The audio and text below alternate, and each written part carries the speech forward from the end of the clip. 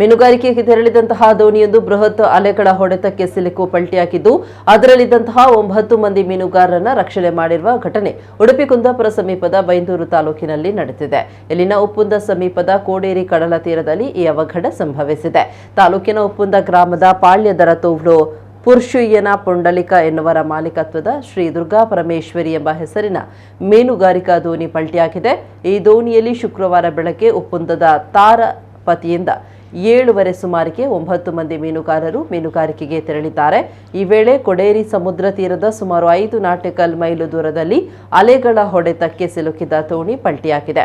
ಅಪಾಯದಲ್ಲಿದ್ದ ಮೀನುಗಾರರು ತಕ್ಷಣ ಸಮೀಪದಲ್ಲಿದ್ದ ದೋಣಿಗಳಿಗೆ ಮಾಹಿತಿ ನೀಡಿದ್ದಾರೆ.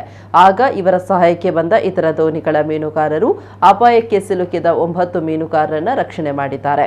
ಅಪಘಾತಕ್ಕೀಡಾದ ದೋಣಿಯಲ್ಲಿದ್ದ ನೀರನ್ನು ಖಾಲಿ ಮಾಡಿ ಅದನ್ನು ಮರವಂತೆ ಬಂದರಿಗೆ ರವಾನೆ ಮಾಡಲಾಗಿದೆ. ಘಟನೆಯಲ್ಲಿ ಬಲೆ ಇಂಜಿನ್ ಹಾನಿಯಾಗಿದ್ದು ಒಟ್ಟು 2 ಲಕ್ಷಕ್ಕೂ ಅಧಿಕ ನಷ್ಟ ಸಂಭವಿಸಿದೆ ಅಂತ ತಿಳಿದು ಬಂದಿದೆ.